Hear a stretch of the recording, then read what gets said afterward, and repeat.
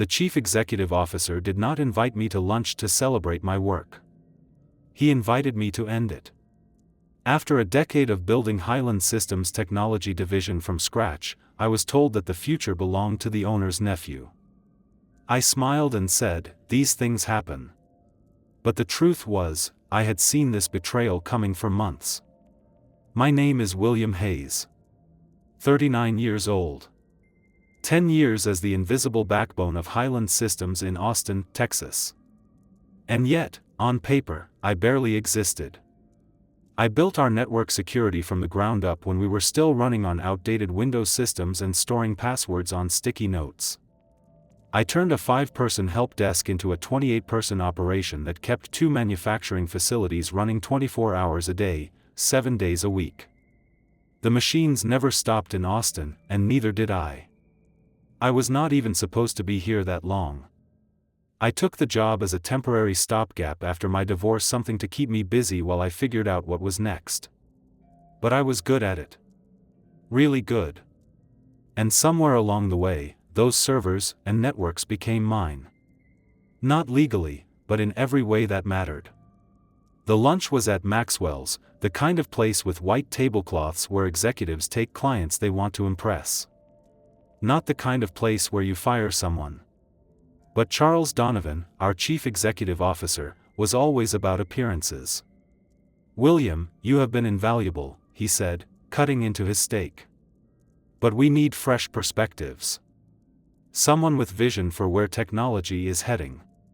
Translation: they had found someone cheaper who would not push back when the board made foolish decisions.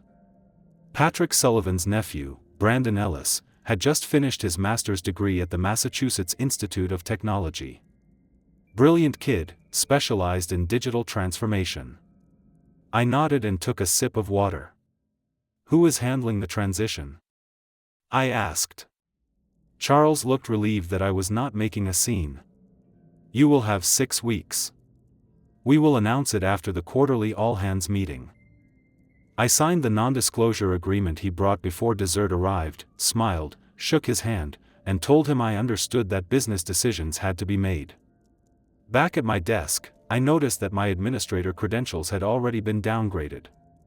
My name had been removed from the leadership team's email chain. They had decided before lunch, probably weeks ago. That night, I could not sleep. Not from anger, though there was plenty. Not from fear about finding a new job. But because of what I had noticed in the server logs 3 months earlier, small unauthorized access attempts from an internet protocol address I had traced to the executive floor. Someone was poking around in systems they should not even know existed, looking at my documentation, my security protocols, my contingency plans. They were not just replacing me. They were mining me for everything I knew. I had moved to Austin 16 years ago, following my wife, Emily, after we got married. I left a decent security job in Minneapolis because she had been accepted into graduate school here. We were young and ambitious. I figured I would find something. The divorce blindsided me. 7 years of building a life together, then suddenly papers on the kitchen counter. "We want different things," she said. No fights, no warning signs. Just done. When Highland Systems hired me, I was sleeping on my brother's couch. They needed someone to patch together their failing network infrastructure after a ransomware attack. I was supposed to be temporary. But I saw potential. These manufacturing guys knew machines, but not computers. Their entire operation, millions in equipment, hundreds of jobs, was running on outdated systems, one crash away from disaster. I pitched Charles Donovan a 5-year overhaul plan. He gave me the budget and let me work. For 3 years I barely saw daylight. I rebuilt every network, trained staff, created backups and fail-safes. When the Northeast blackout hit, we were the only facility in the region that stayed online. The board noticed. Charles started bringing me to meetings. My budget tripled. I hired a team, good people like Megan Hughes, who became my right hand, and Eric Johnson, who could code his way through any problem. We were no longer just an information technology department. We were the reason Highland Systems could promise clients they would never miss a deadline. At the company Christmas party in 2019, Patrick Sullivan, the majority owner, shook my hand. "You turned us into a modern operation," he said. "We could not have expanded without your systems. I thought I had found my place. Somewhere I truly mattered." The first crack appeared last September. A consultant showed up unannounced to audit our digital infrastructure. He asked basic questions about systems I had designed myself. When I asked who had authorized the audit, he mentioned the executive team and quickly changed the subject. Then my access to board meeting minutes disappeared from the shared drive. "Server cleanup," the explanation read. In December, Charles Donovan started canceling our weekly briefings. Always with a reasonable excuse. At the New Year leadership retreat, I overheard Patrick Sullivan talking about his nephew, Brandon Ellis, graduating. "Brilliant with computers," he said. "Silicon Valley companies are fighting over him." I did not think much of it. I should have. The final sign came when Megan Hughes told me about a meeting she had been invited to, a strategic planning session that I should have led. When she mentioned my name, Charles had changed the subject. "Something felt off," she said. "Like they were planning around you." I brushed it off. "Loyal to a fault," my ex-wife used to say. 2 days after the lunch, I stood in the server room at 7 p.m., long after most people had gone home. The quiet hum of machinery had always calmed me. These racks of servers, the blinking lights, the cooling systems I had selected every component, designed the redundancies. This was my space. I ran my hand along the edge of the main console. 11 years of my life hidden behind these walls. Working late, I turned to find Brandon Ellis standing in the doorway. Clean cut, expensive watch, casual confidence. He could not have been more than 30. "Just routine checks," I said. "Do you need something?" "Getting the lay of the land," he replied, walking in like he already owned the place. "Charles mentioned you would be showing me around soon." "Did he?" Brandon studied the server configuration. Impressive setup. A bit old school, but solid. Old school? I had upgraded these systems 8 months ago. "Your documentation is thorough," he continued. "I have some ideas for modernization." He said it like he was doing me a favor. "Looking forward to hearing them," I replied. The words tasted like chalk. After he left, I sat down at my workstation and opened the access logs. Brandon's credentials had been created 3 weeks before my lunch with Charles. He had already been given top-level administrator access and had viewed my entire documentation library. I pulled out my phone and texted Eric Johnson. "Can you meet tomorrow before work? Coffee at Joe's, 6:30. Eric was already at the coffee shop when I arrived the next morning, dark circles under his eyes. He knew something was wrong. "They are phasing me out," I said without preamble. He nodded slowly. "I figured. They have been asking me strange questions, having me explain your systems for a couple of weeks now." He looked down at his coffee. "I am sorry, man. I should have told you." "I do not blame you," I said. Eric had children and a mortgage. "What is your plan?" he asked. I had not realized I had one until he asked. But as I watched the early morning commuters move past the window, something settled inside me, a clarity I had not felt since the day I found the divorce papers. "They think everything is in the documentation," I said quietly. "But we both know it is not." Eric leaned forward. "The proprietary tools. The workarounds." I nodded. "The patches I built that are in no manual. The custom monitoring system. The client interface that no one else fully understands. I am not going to sabotage anything," I said. "But I am not going to give away what is mine either." Eric studied me for a moment, then nodded. He understood. I need copies of everything I developed personally, I said, and I need to know who is still loyal. The official announcement came during the all-hands meeting the following week. Charles stood at the podium, talking about exciting transitions and fresh perspectives. Brandon stood beside him, smiling politely at the appropriate moments. William has been instrumental in building our information technology infrastructure, Charles said, not looking at me, and we are grateful for his contributions as he helps us transition to Brandon's leadership over the next 6 weeks. Murmurs rippled through the room. Most of the information technology team looked shocked. Megan's eyes found mine from across the room, a silent question. I gave her the smallest nod. After the meeting, I requested a sit-down with Charles and Human Resources. I pointed out that several of the systems Brandon would be taking over had been built by me outside normal work hours, using my own development framework. The employment contract is clear, said Diane from Human Resources, sliding a document across the table. Anything developed during your tenure is company property. Not everything, I countered. The System Sync interface was developed before I joined Highland Systems. I licensed it to the company but retained ownership. It is right there in the original agreement. Charles shifted uncomfortably. That was 10 years ago, William. And System Sync has evolved, I said, but every update and every integration was built on my original code. I leaned forward. I am not trying to be difficult. I want proper compensation for my intellectual property. Charles and Diane exchanged glances. We will look into it, Charles said finally. In the meantime, please focus on the transition with Brandon. I knew that look. They were stalling. The next morning, my access to the development servers was restricted. Security protocol during transition periods, the automated email read. Brandon called a team meeting without inviting me. When I showed up anyway, he seemed annoyed, but covered it quickly. William, glad you could join us, he said. I was just outlining some changes to the network architecture. I leaned against the door frame. Interesting. Which architecture specifically?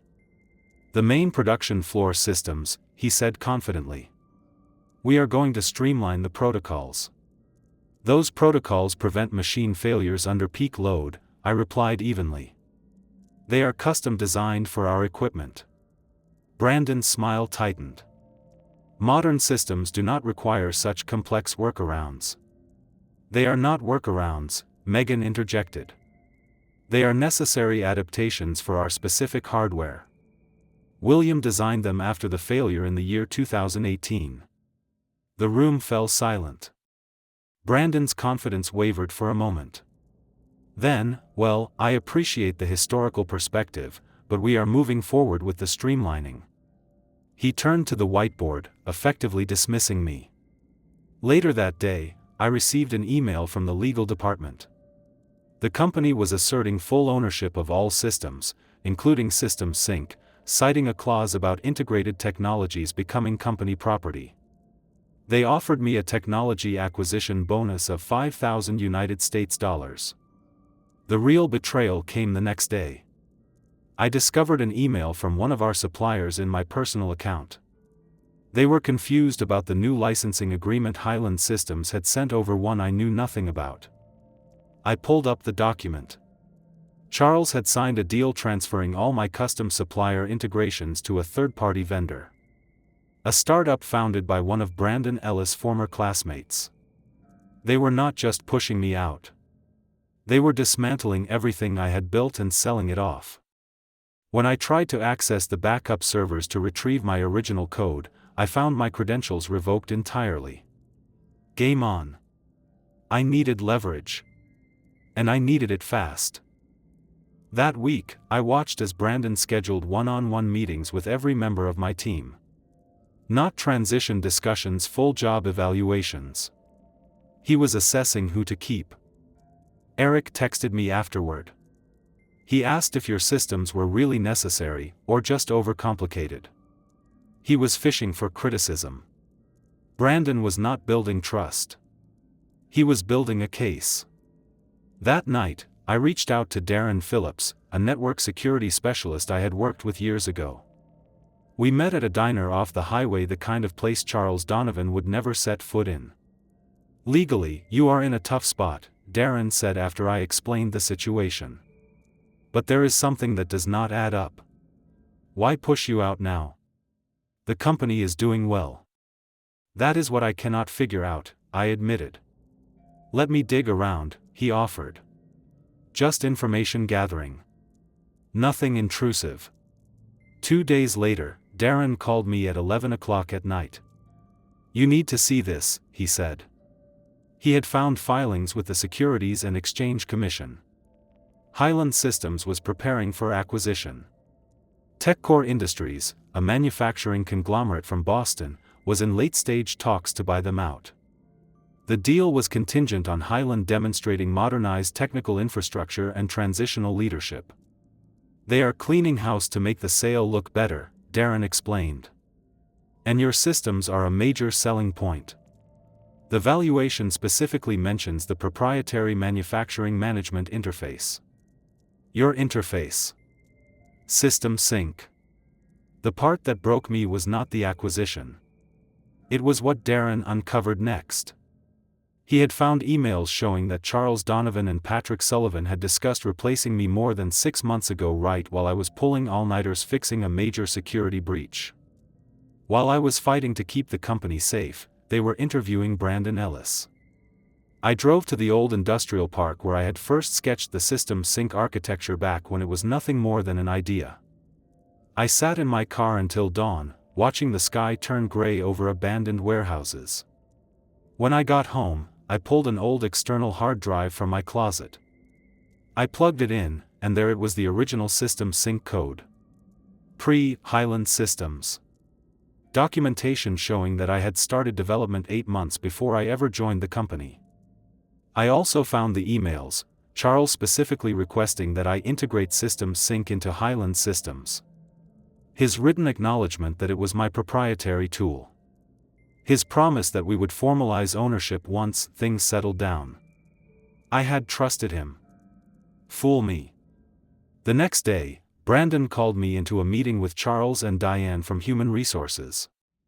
"We are accelerating the transition," Charles said without preamble. "Your last day will be next Friday." 2 weeks instead of 6, I noted. "Any particular reason?" "Brandon has demonstrated exceptional capability," Diane said smoothly. "And frankly, William, your attitude has not been conducive to a smooth handover." I nodded slowly. "I see. We will need you to complete all documentation and training by Wednesday," Brandon added. "Of course," I replied, my voice steady. "And the ownership of System Sync, have you had time to review the original agreements?" Charles' expression hardened. "Our legal team has determined that all integrated systems fall under company ownership. The separation package is generous, William. I suggest you take it." I stood up. "I will have my lawyer review everything." "Do not make this difficult," Charles warned. "It will not change the outcome." As I walked out, I texted Eric Johnson. "Plan B, tonight." 7 hours later, Eric handed me a flash drive in the parking lot of a grocery store. "Everything you asked for," he said quietly. "Original code bases, deployment logs, authentication keys." I thanked him, then asked, "Why are you helping me?" He looked me in the eye. "Because they think we are all replaceable." I spent the weekend meticulously documenting everything: the original System Sync code, the emails with Charles, the licensing agreements, the dates proving I had developed the core technology before joining Highland. On Monday, I arrived early. Megan was already at her desk, looking tired. "You heard about the accelerated timeline?" she asked. I nodded. "How is the team taking it?" "Not well. Brandon called emergency planning sessions all weekend. Tried to reverse engineer your monitoring system." She lowered her voice. "It did not go well. 3 alerts from the production floor got missed. Anyone hurt? No. But they had to shut down line 3 for 4 hours. Cost about $40,000 in lost production. I kept my expression neutral. Sorry to hear that. William. She hesitated. I think I am next. Brandon has been asking if my role is really necessary. I had suspected as much. Megan knew too much about how things really worked. Do you trust me? I asked quietly. She did not hesitate. Completely. I slid a sealed envelope across her desk. If anything happens this week, anything unusual, open this. It explains everything. That afternoon, I met with 3 separate patent attorneys. I paid rush fees to file provisional patents on key aspects of System Sync, not the whole system, just the critical components that made it work with manufacturing equipment. On Tuesday, I completed all the transition documentation Brandon requested. I attended his planning meeting, answered questions politely, played the model employee. Meanwhile, Darren Phillips was helping me set up a secure server offsite. By midnight, I had transferred all my original code there and created a standalone version of System Sync that would run independently of Highland's infrastructure. On Wednesday morning, I found an email from TechCore Industries in my personal account. An invitation to discuss mutual business interests at their regional office. They had heard I was leaving Highland and were interested in my expertise. Someone was hedging their bets. I forwarded the email to my lawyer, then made a call to TechCore's Vice President of Operations. I suggested we meet after my official departure. He agreed immediately. That night, I executed the key part of my plan. Using the access credentials Eric had saved, I updated 3 critical components of System Sync. First, I added digital signature verification code that would check whether the system had been modified by unauthorized parties. Second, I updated the license to expire in exactly 8 days, the day after my official departure. Third, I created a clean legal transition path. The system would continue functioning if a proper licensing agreement was signed. Nothing destructive. Nothing malicious. Just protecting what was mine. On Thursday, Brandon pulled me into his office. Some of the team members say you have been acting strangely, he said. Anything I should know about? Just focused on wrapping everything up, I replied. He studied me, suspicious. We are changing all system passwords and access credentials tomorrow after your departure. Standard procedure. Makes sense, I said. Though it will not affect the core functionality of System Sync. Meaning? Just that the system is designed to work regardless of administrative changes. That is the beauty of it. I could see him trying to decide whether I was threatening something or simply being informative. He chose wrong. I think we are good here, he said, dismissing me. Legal will meet with you tomorrow for final paperwork. By midnight, everything was in place. I sent one final message to my private server. Verification sequence Alpha 7 complete. The countdown had begun. Friday morning, I turned in my badge, signed the exit paperwork, and declined the celebration lunch Brandon had organized, much to Charles Donovan's visible relief. As I walked to my car, Eric called. It is done, he said. Brandon just changed all the admin passwords. They are doing a full system review this afternoon. Thanks for letting me know, I replied, keeping my voice neutral. What happens now? He asked. Now we wait. Monday morning, at 9:17 a.m., exactly when the production floor shifted to peak operation, every instance of System Sync across Highland's 3 facilities displayed the same message.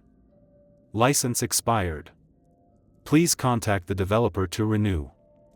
By 9:20, the first production line halted. By 9:45, all 3 facilities were offline. At 10:30, Charles called me personally. What the hell did you do? He was trying to sound authoritative, but I could hear the panic. I did not do anything, I said calmly. The software license expired. As the developer and owner of Systems Sync, I am happy to discuss renewal terms. This is sabotage, he hissed. It is standard license management, I corrected him. Check the original integration agreement from 11 years ago. Clause 7 specifically states that Highland was licensing the technology, not purchasing it. Silence on the line. I have already sent a proper licensing agreement to your legal department, I continued. The terms are simple: recognition of my ownership, proper compensation for continued use, and a non-disclosure agreement regarding the circumstances of my departure. That is extortion. That is business, I said. These things happen. By 3 p.m., their lawyers had reviewed my documentation. By 5 p.m., the agreement was signed. 3 days later, I sat across from the vice president of operations at TechCore Industries in their downtown office. He slid a contract across the table. We are still acquiring Highland, he said, but we want you to lead the technical integration as a consultant, not as an employee. The salary was double what Highland had paid me, with full control over my hours and location. What about Brandon? I asked. The vice president's expression soured slightly.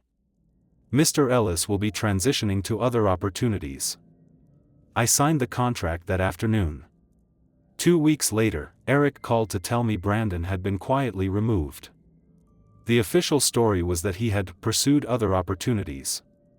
The truth was that 3 major clients had threatened to pull their contracts after repeated system failures. Charles remained chief executive officer through the acquisition, but his role at TechCore was largely ceremonial. No real power, no real team. Just a fancy title and an office far from decision-makers. I did not feel the vindication I expected. Just a quiet certainty that I had done what was necessary. The following month, I used my first consulting check to put a down payment on a small cabin near the lake. Nothing extravagant, just a quiet place with a deck overlooking the water. A place where I could watch the sun set and rise again. Megan Hughes joined my consulting team 3 months later. Eric Johnson followed. Eventually, half of my old department came over not as employees, but as partners in a growing business. 1 year later, I ran into Charles Donovan at a restaurant downtown. He saw me, started to turn away, then stopped and came over.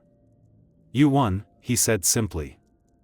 I looked at him, really looked, the strain around his eyes, the rumpled suit. He had aged. It was not about winning, I replied. And I meant it. It was about value. Knowing what you are worth. He nodded once, then walked away. I sat there a long time, watching the city lights flicker on across the river. Thinking about systems, the ones we build, the ones we break, and the ones that ultimately outlast us all. My name is William, this was my story. Or my system.